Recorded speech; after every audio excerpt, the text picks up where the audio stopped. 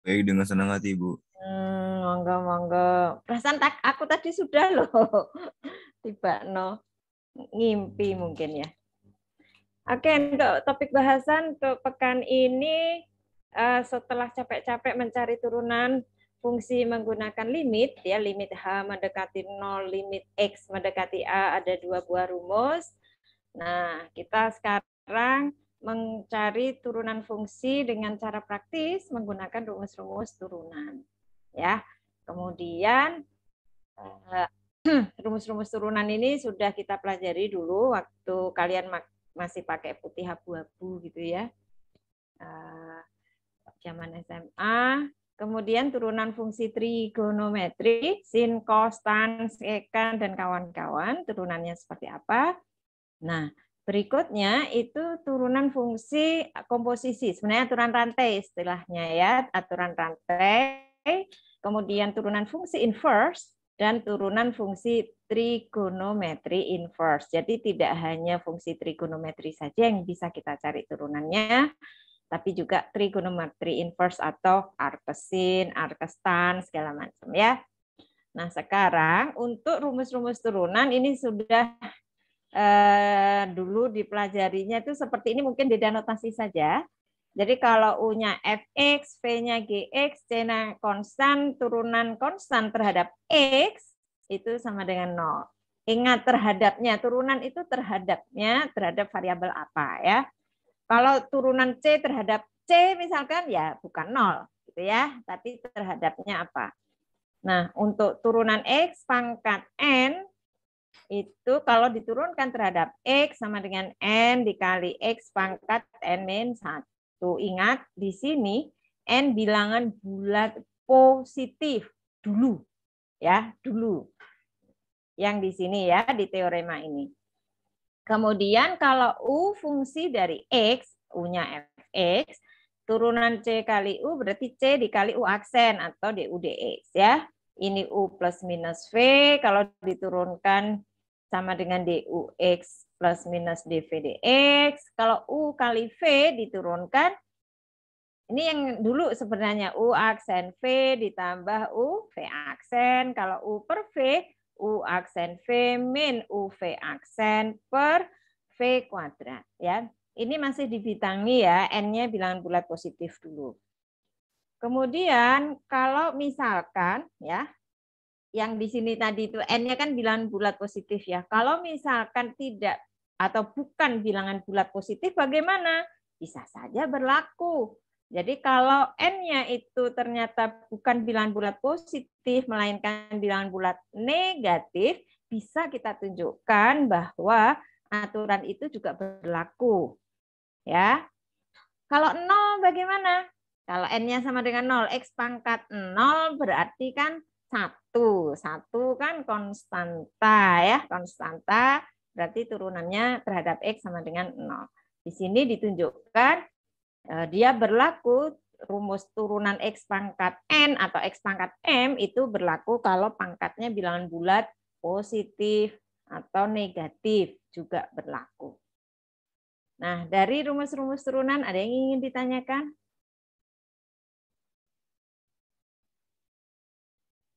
Sekarang saya yang tanya. Kalau turunan X pangkat setengah berapa? Kali X pangkat minus Dari setengah. mana, Rafif? Turunan X pangkat setengah. Kan N-nya bilangan bulat positif bukan? Bukan, Bu. Bukan. Nah, terus? Tapi bisa Tidak aja. ada yang Rafif ya gimana? Bisa aja. Iya, jadi Memang rumusnya begitu ya? Rumusnya ddx X pangkat N itu sama dengan N dikali X pangkat N-1. Mau setengah, seperempat, 7/5 berlaku. Tapi kenapa di sini kok bilangan bulat positif? Terus di situ bilangan bulat negatif? Enggak, berarti nggak ada pecahan ya? Nggak ada akar, nggak ada. Pokoknya cuma bulat aja, bukan himpunan bilangan rasional, bukan himpunan bilangan real, gitu ya. Akar 2 gitu kan bukan bilangan rasional ya. Nah, itu meskipun akar 2 itu belum masuk sini, tapi dimasukkan di sini turunan fungsi pangkat umum. Jadi kalau n sembarang bilangan real, maka turunan x pangkat n sama dengan n dikali x pangkat n min 1. Ya. Sebenarnya turunannya ini masih nanti bisa dibuktikannya, ya. Masih nanti setelah kita menunggu pembahasan yang lain, ya. Makanya di sini cuma dibilang bukti selanjutnya dapat dilihat di buku rujukan. Jadi karena pembuktiannya memerlukan materi yang lain, kalau n-nya bilangan real, ya bukan bilangan bulat, maka buktinya sementara bisa dilihat di buku rujukan dulu. Ya, kita memerlukan pembahasan yang lain. Jadi kenapa dipisah? Jadi awalnya kita punya n bilangan bulat positif saja, terus diturunkan buktinya dari teorema ini. Dari teorema ini pula kita bisa menunjukkan bahwa rumus itu berlaku kalau M-nya bilangan bulat negatif, sebenarnya dia juga berlaku untuk sembarang bilangan real meskipun buktinya belum bisa ditunjukkan di sini. Jadi kalau rumus-rumus turunan itu kita buktikan dari mana? Nah, ini menggunakan definisi turunan, ya. Menggunakan materi pekan lalu, limit X mendekati 0 atau limit Z mendekati X, segala macam itu ya, itu bisa kita tunjukkan di sini nih ya, 1, 2, 3, 4, 5, 6, itu bisa kita tunjukkan ya, meskipun tidak ditampilkan di sini ya, yang kita tampilkan hanya yang ini saja. Oke, nah sekarang seringkali kita punya fungsinya sesepenggal atau piecewise. Kita biasanya menurunkan fungsi itu kalau fungsinya sesepenggal yang pekan lalu pakai turunan kiri, turunan kanan, pakainya limit. Limit X mendekati A dari arah kiri gitu ya, tapi pakai definisi turunan.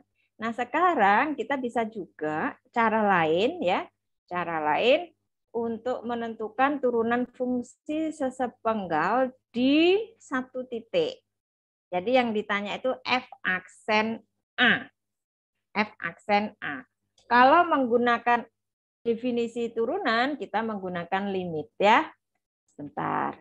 Saya pindah sebentar ke Sodo dulu ya, supaya saya bisa coret. Sudah keluar? Apa? Yang keluar Sodo bukan? Ya, Bu. Hah? Yang Sodo ya? Sodo ya. Oke. Jadi kalau yang pekan lalu F aksen A itu limit X mendekati di sini. Kalau pekan lalu Turka kan pakai limit. Bukan limitnya itu limit definisi turunan. Kalau pekan lalu itu pekan kelima. F aksen A dari arah kiri gitu.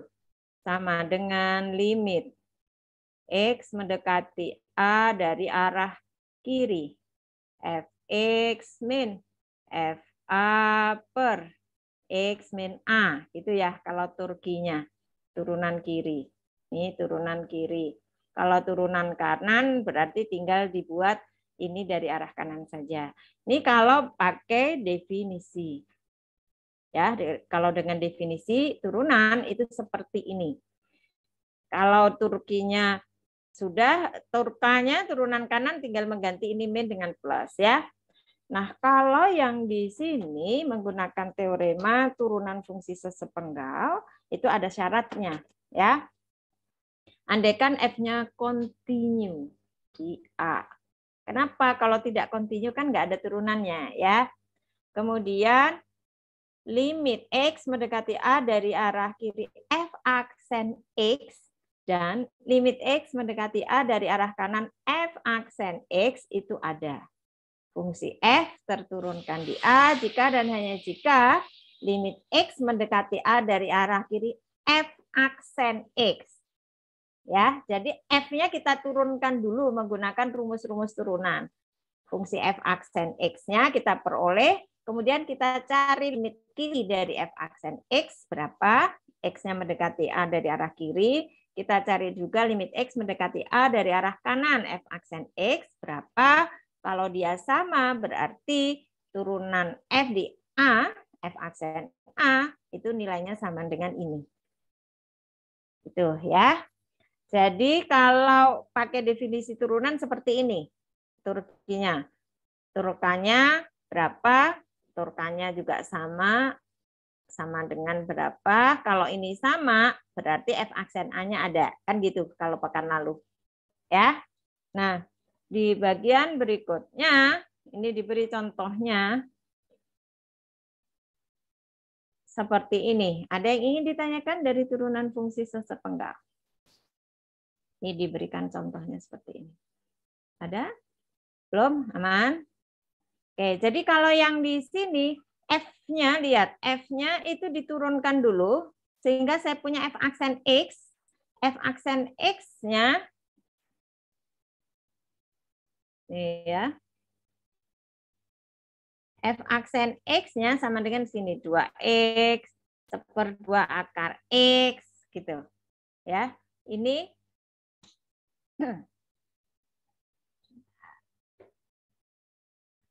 F aksen X-nya ini diturunkannya awalnya kan diselang buka. Ya, diselang buka dulu, kemudian baru dicari limit X mendekati 1 dari kiri F aksen X berapa, limit X mendekati 1 dari kanannya berapa, nilainya sama atau enggak. Bisa saja suatu fungsi meskipun dia continue tadi ya, memenuhi syarat teorema, F aksen di suatu titik bisa ada, bisa tidak. Kalau yang di sini kebetulan tidak terturunkan di X sama dengan 1 ya, karena limit kiri dari F aksen X-nya di 1 dan limit kanannya tidak sama. Tuh ya. Oke, tidak ada yang mau ditanyakan dari yang sini? Tidak ada ya, sudah jelas ya. Nah, untuk fungsi trigonometri diperlukan limit-limit penting, ini bisa disimak di videonya. Yang jelas kita perlu 2 limit penting ini ya. Limit ini bentuk tak tentu ya. Limit theta mendekati 0 sin theta per theta sama dengan 1 ini ya. Dan limit theta mendekati 0,1 min cos theta per theta sama dengan 0. Ini bentuk tak tentu yang akan dipelajari sebenarnya di kalkulus 2 ya. Di kalkulus berikutnya. Oke, ini turunan sinus dan kosinus itu tidak ujuk-ujuk, tidak langsung dapat turunan sin X sama dengan cos X begitu ya. Nah, ini ditunjukkannya menggunakan definisi turunan ya. Definisi turunan pakai rumus pertama, limit H mendekati 0 Fx plus H min Fx per H. Jadi semua teorema tadi dibuktikannya ya dengan limit ya, dengan definisi turunan. Ini contohnya kalau fungsinya sinus X. Kalau fungsinya sinus X, ini seperti ini, turunannya adalah cos X dengan cara seperti ini. Dengan cara serupa, turunan cos X sama dengan min sin X ditunjukkan dengan cara seperti ini juga. Ya. Nah, tapi bagaimana dengan fungsi trigonometri yang lain? Bisa menggunakan turunan seperti tadi, definisi turunan. Bisa juga misalkan tangen. Tangen itu sin X per cos X kan. Ini tangen X. Berarti kita bisa pakai rumus. Ini U per V gitu. Jadi U aksen V min UV aksen per V kuadrat gitu ya akan diperoleh yang ini. Kalau lupa jadi masih bisa tahu caranya ya. Terus jangan lupa satuan sudut di sini bukan derajat ya, yang biasa kita pakai satuan sudutnya adalah radian. Ini radian. Nah, kalau turunan fungsi trigonometri sudah berarti tinggal aturan rantai ya, ini aturan rantai. Seperti ini teoremanya. dy per dx sama dengan dy per du dikali du per dx. Terus ini sudah ilustrasinya. Jadi aturan rantai itu sebenarnya turunan untuk fungsi komposisi sama, cuma kadang-kadang kita menggunakan notasi Leibniz seperti ini, notasi Leibniz, dy per dx sama dengan dy per du dikali du per dx. Seolah-olah kalau dicoret ini seret gitu ya, bisa dicoret. Tapi kita bisa juga menggunakan notasi fungsi. F komposisi G aksen X sama dengan F aksen GX dikali G aksen X. Ya, tar dulu. Kemudian ini kalau lebih dari 2. Ya, lebih dari 2 seperti ini. Ini 3 fungsi komposisi. Apakah hanya 3? Enggak, 14 mau 10 juga boleh ya. Tinggal seolah-olah dicoret ini seret, coret seolah-olah ya. Jadi tinggal disambungkan saja begini. Nah, untuk yang aturan rantai sudah diberikan contohnya seperti ini. Ini akar 4x plus 10 gitu ya. Jadi sama saja lah kalau misalkan saya punya siapa yang dibuat susi-susi ini ya, U-nya siapa, ini kalau yang ini yang diakarkan. Jadi misalkan saya punya Y sama dengan sinus X kuadrat plus 5. Nah, yang ditanya dy per dx sama dengan berapa? Gitu. Kita mencarinya bagaimana? Yang dimisalkan U apa? Misalkan U-nya apa? Plus 5 ya, Bu. U-nya X kuadrat plus 5. Du per dx itu berarti du per dx 2x ya turunannya. Kan udah pakai rumus turunan ya. Jangan pakai limit lagi. Berarti ini Y-nya sama dengan sin U. Oke, dy per du sama dengan turunan sin cos. Gitu ya. Jadi dy per dx sama dengan dy per du dikali du per dx. dy per du tadi cos U. Ini cos U dikali 2x. Oke, cos x kuadrat plus 5 dikali 2x. Ini 2x-nya dikalinya dengan semuanya. Nah, gitu kira-kira ya. Ada yang mau ditanyakan? Aturan rantai nggak ada ya? Sudah bisa ya. Nanti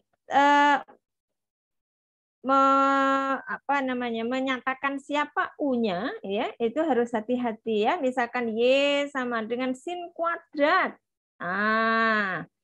X plus 5. Nah, beda lagi ini ya. dx-nya berapa? Ini beda lagi. dx-nya sama berapa gitu ya. Ini bisa tumpuk-tumpuk ini ya. Nah, nanti bisa dicoba. Sekarang turunan fungsi inverse. Turunan fungsi inverse itu ada ya di tugas kelompok juga ada ini.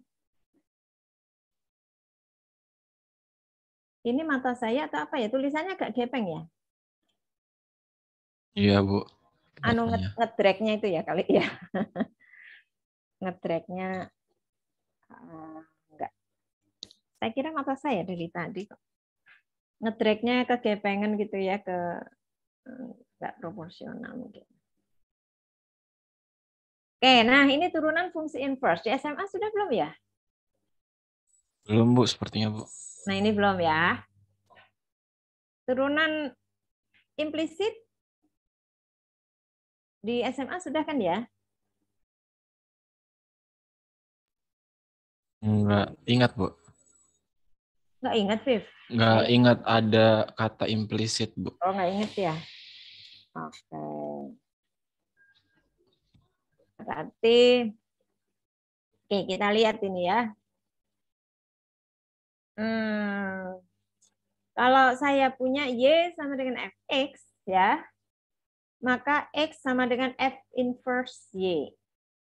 Ini kan definisi fungsi inverse. Waktu kita bahas fungsi inverse di MBL ya.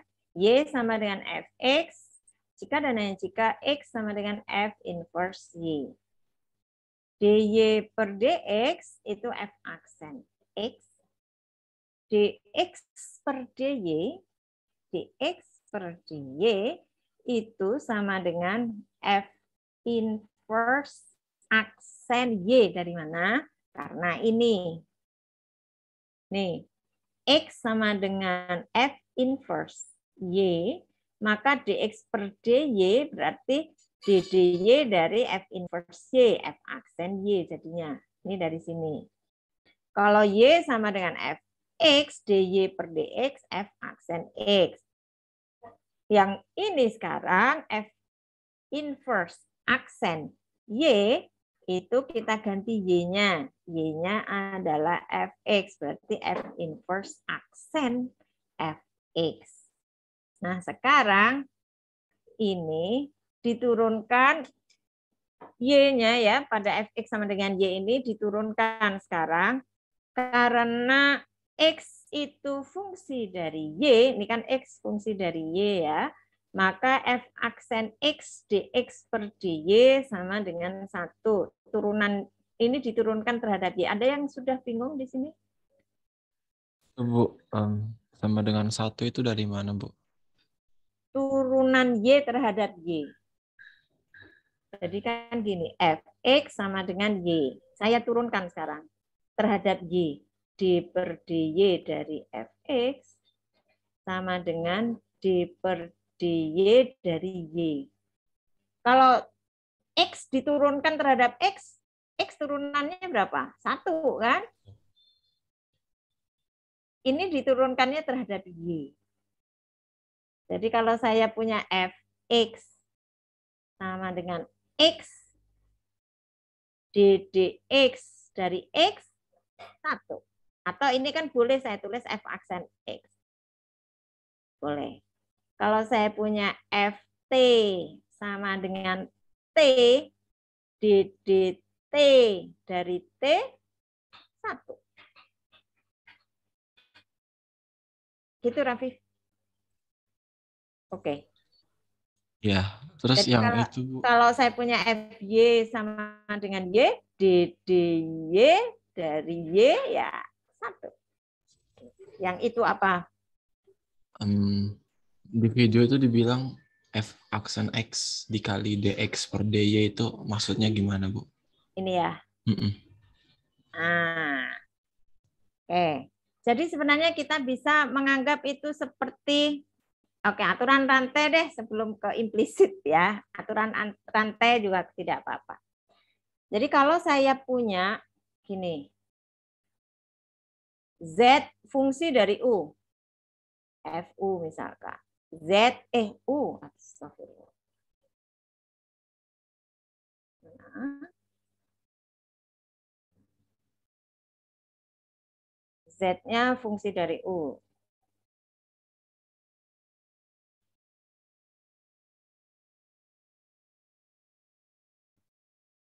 Z fungsi dari U apa misalkan? Z-nya fungsi dari U, FU. Dan U fungsi dari X, GX misalkan. Kalau di sini saya punya, oh Y aja deh, Y. Tuh, Y dulu deh. Jadi kalau aturan rantai, kan saya punya dy per dx sama dengan dy per du dikali du per dx. Kalau ini oke? Oke, Bu. Oke. Sekarang saya ganti y fungsi z. Astagfirullah. Z fungsi dari U. Ini Z, ganti ya, bosan dengan Y. Nah, Z fungsi dari U. Z fungsi dari U. Dan U fungsi dari Y, misalkan. Nah, kalau aturan rantai dz per dy sama dengan dz per du dikali du per dy, gitu kan? Ya, Bu. Ya, oke. Sekarang, misalkan ini, saya punyanya ini fx. Ya, z sama dengan fx misalkan. Kalau ini oke ya, aturan rantai ya. Sekarang ganti lagi. Nah, jadi berubah huruf-hurufnya. Misalkan saya punya z sama dengan fx dan x fungsi dari y. Oh, x-nya kan fungsi dari y nih. Tuh kan. Tak tulis saja x fungsi dari y. Nah, fungsi dari y. Kalau aturan rantai berarti dz per dy itu sama dengan ini diturunkan terhadap x dz per dx nanti dulu dikali dx per dy. Oke, kalau yang ini? Oke, Bu. Oke. dz per dx. fx saya turunkan terhadap x kan f aksen x. Ah, dx per dy. Ya, tuliskan saja dulu. Karena ini pura-puranya kita nggak tahu ini. X-nya fungsi dari y pokoknya. Gitu ya. Karena ini kan yang kita cari nanti turunannya ya. Jadi pokoknya kita tahu X fungsi dari Y. Berarti ya dx diturunkan terhadap Y. Ya sudah dx per dy dulu. Karena X-nya belum tahu kita fungsi dari Y-nya seperti apa. Gitu. Jadi kalau ini kita taunya Y sama dengan Fx, kita ingin tahu turunan F inverse-nya, ya fungsi inverse-nya. Seperti apa F inverse Y. Nah, X-nya berarti fungsi dari Y. Ini karena yang mau kita tahu, kita cari. Jadi kan kita nggak tahu di sininya seperti apa. Jadi dituliskan saja X-nya fungsi dari Y. Kalau menggunakan aturan rantai berarti turunan. Z itu kan Fx ya. Berarti turunan Fx itu terhadap Y sama dengan dz per dx. dz per dx-nya itu berarti f aksen x dikali dx per dy. Jadi ini meskipun tidak pakai bahasa implisit, itu kita menggunakan aturan rantai sebenarnya. Bentar, ada yang masih belum jelas. Udah, Rafif? Jadi intinya itu kita seolah-olah nggak tahu dx per d-nya berapa ya, Bu. Jadi mau dicari. Iya, kan ini mau dicari. Nah, kita mau tahu turunan X-nya terhadap Y itu seperti apa. Kenapa kok turunan X? Wong X-nya itu F inverse Y. Kita ingin tahu turunan F inverse Y, kan gitu kan? Turunan fungsi inverse. Berarti kita ingin tahu ini sama dengan berapa? Ini turunannya berapa? Ini turunannya apa gitu. Ini turunannya sama dengan apa? Yang ini nih F inverse Y-nya. Nah, oke.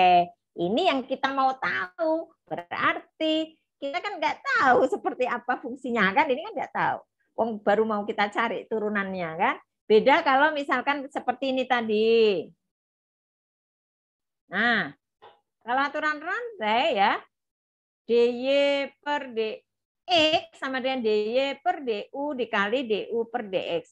Kalau kita tahu y-nya sama dengan fungsi dari u seperti ini, u-nya fungsi dari x, x-nya seperti ini. Oh, u itu 4x plus 10. Y itu sama dengan akar u, berarti dy per du kita tahu 1/2 akar u. Du per dx kita tahu sama dengan 4x gitu. Karena ini kita tahu secara eksplisit seperti apa pernyataan fungsinya. Sehingga kita bisa mencari tuh du per dx-nya bisa kita ganti 4, dy per du-nya bisa kita ganti 1/2 akar u gitu. Nah, kalau misalkan kita hanya tahu u-nya fungsi dari x, bodo amat x-nya diapa-apain, pokoknya u-nya fungsi dari x. Nah, berarti kita nggak bisa tahu du per dx-nya. Kalau kita nggak bisa tahu du per dx-nya persisnya seperti apa, ya tuliskan saja du per dx, tidak usah diganti 4 gitu.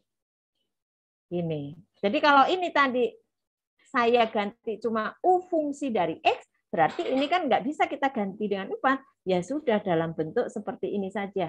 Yang penting rumusnya seperti ini. DY per DX sama dengan DY per DU dikali DU per DX. Gitu? Ya, Bu, bisa dipahami. Oke, bisa dipahami ya. Jadi menurunkan ini nih, sebenarnya kita ingin tahu, ingin mencari F inverse Y itu turunannya apa dengan cara menurunkan ini secara implisit terhadap Y. Kenapa sih kok implisit? Ya, kalau Y sama dengan, nah itu persamaannya eksplisit. Jadi kalau dicampur-campur itu variabelnya itu implisit.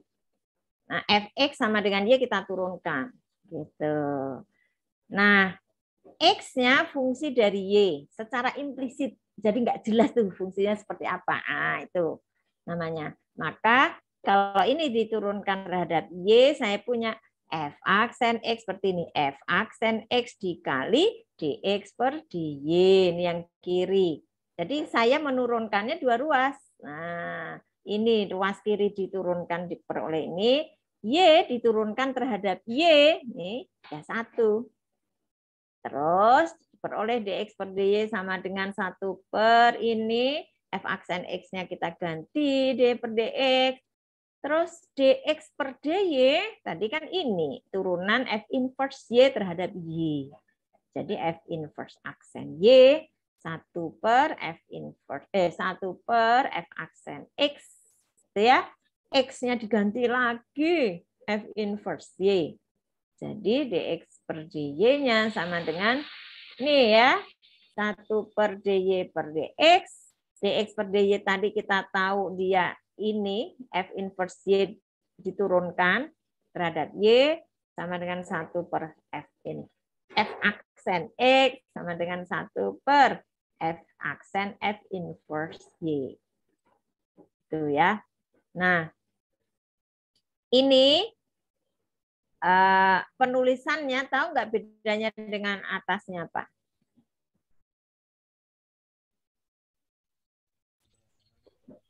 Tahu nggak bedanya? Ada nggak beda? Cari 5 per enggak deh. Cari perbedaan ini dengan itu.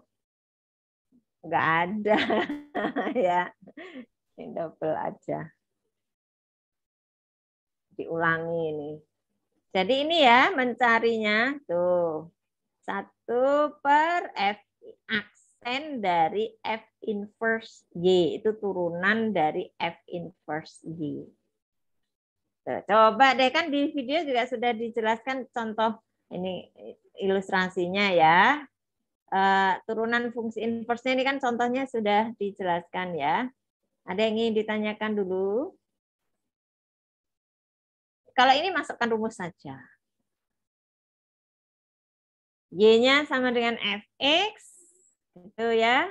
Nah, yang ditanya itu adalah G aksen 5.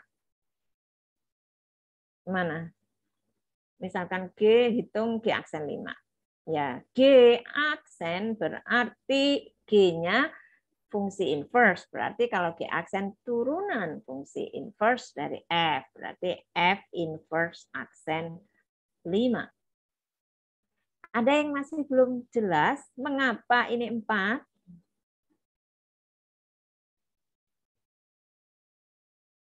Sudah cukup jelas nih dari sini tadi? Nih. F aksen dari F inverse Y.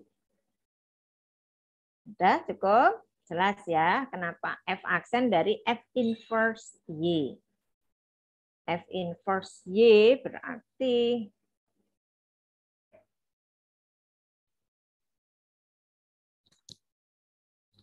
sama dengan 4 karena F inverse 5.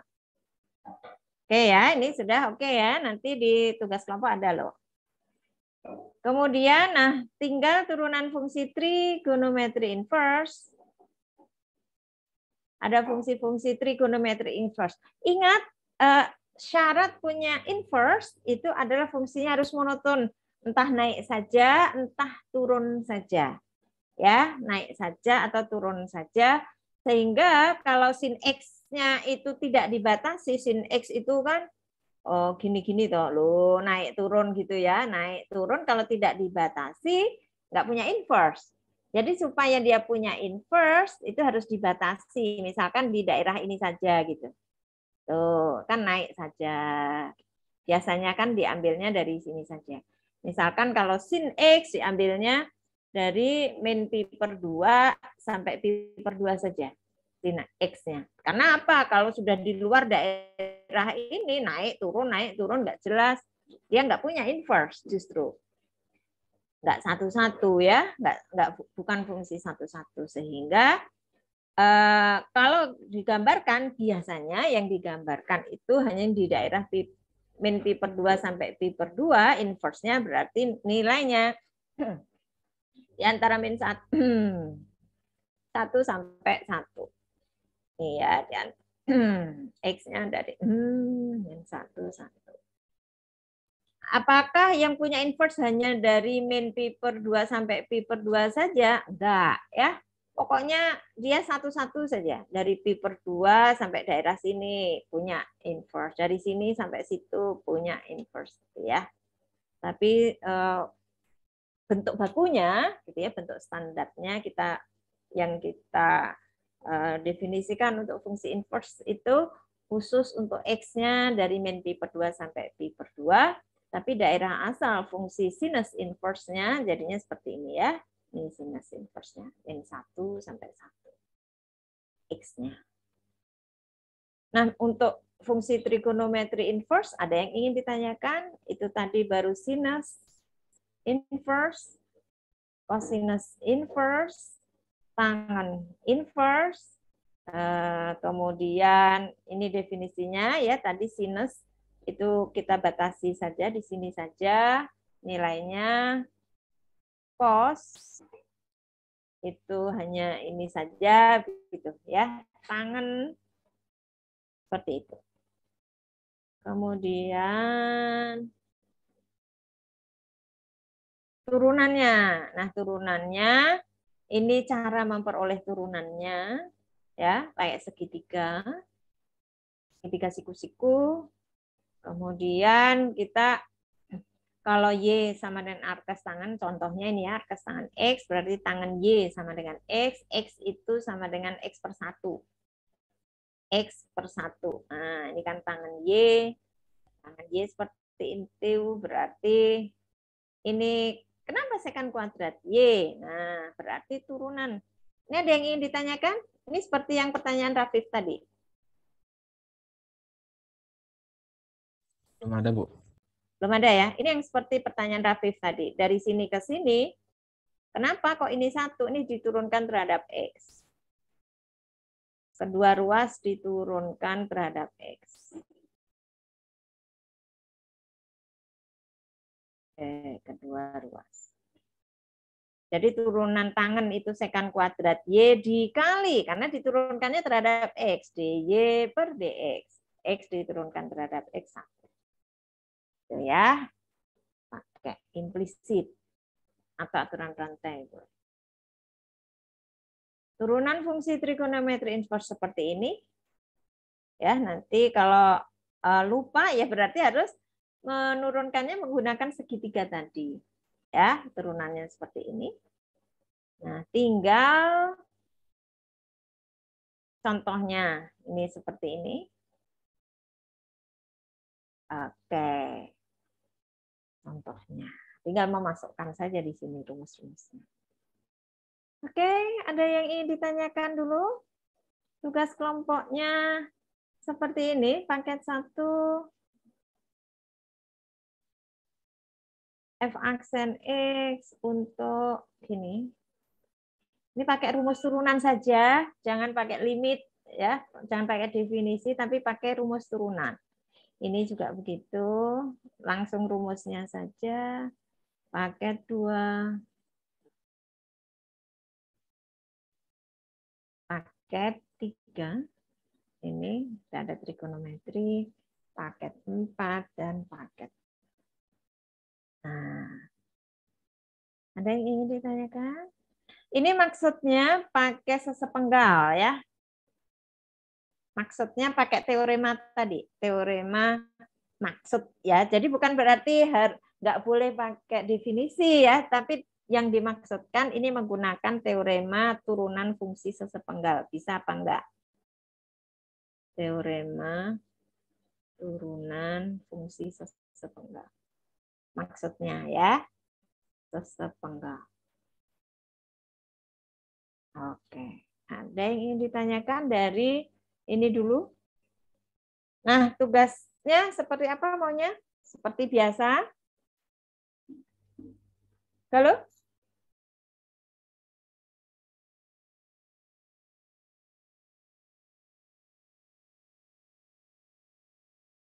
Pembagian tugasnya silakan saja.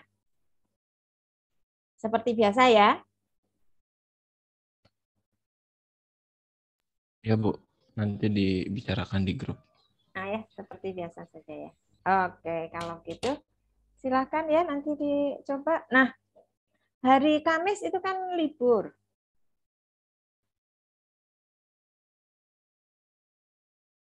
Iya, betul. Ya Bu, tanggal merah Bu. Aku koyok ngomong dewe. Hari Kamis itu libur. Ya Ibu, mohon maaf Ibu bagaimana? Hari Kamis itu libur. Ya.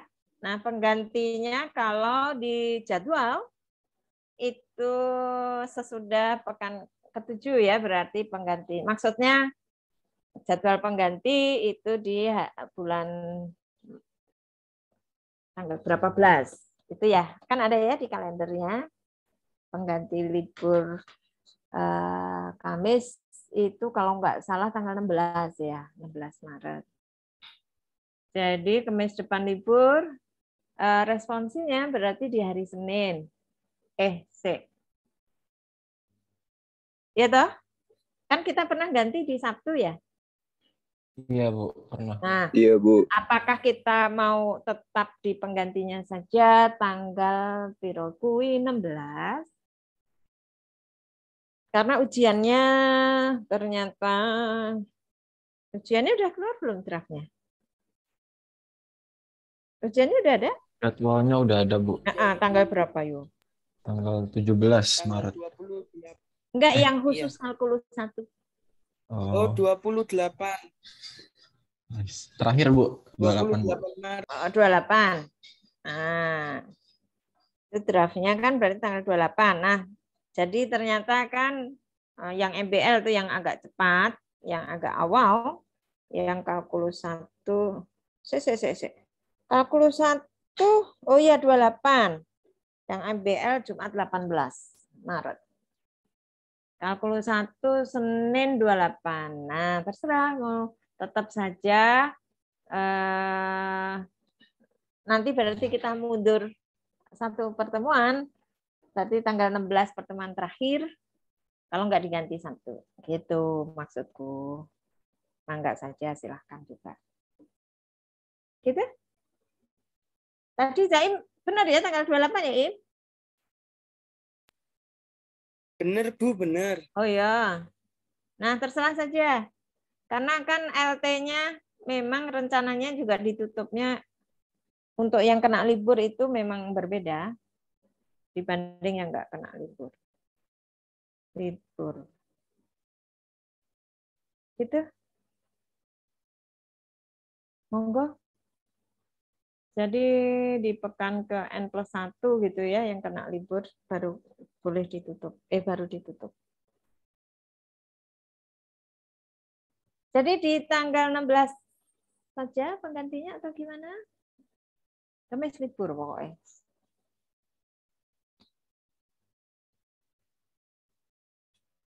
Silahkan saja deh. Ini tidur semua ya, coba deh. Tidak Ibu, tidak. Enggak. Boleh Ibu, boleh. Apa Akil? Enggak tidur ya. Oke, jadi nanti silahkan saja dibahas saja ya. Saya sih ngikut aja. Kalau mau tetap tanggal 16 aja lah, Bu, enggak apa. Ya, enggak apa-apa. Saya Sabtu mau jalan-jalan misal. Jadi tetap tanggal 16 kan satu kali saja kan kita ya. Kita kan pernah punya libur yang sudah diisi ya, berarti tanggal 14 atau 16. Gitu, 14 atau 16. Boleh. Tanggal 14 juga boleh biar cepat-cepat. Tanggal 16 juga boleh. Silahkan gitu saja, monggo ya dibahas. Ada yang ingin disampaikan dulu atau ingin ditanyakan dulu? Belum ada? Kalau belum Syukur, ada, Ibu. jadi gimana responsinya di hari ini benar Selasa. Berarti responsi di Selasa depan kalau memang tidak diganti subjek ya. Jadi tugas kelompoknya juga tetap dikerjakan ya meskipun kena libur ya. Cuma lebih panjang saja mengumpulkannya waktunya. Oke, kalau tidak ada yang ingin disampaikan kita tutup saja. Silahkan dikerjakan tugas kelompoknya gitu ya, dibahas. Atau ingin menanyakan materi yang lain juga boleh. Ya. Oh ya, kuis. Ada masalah kuis?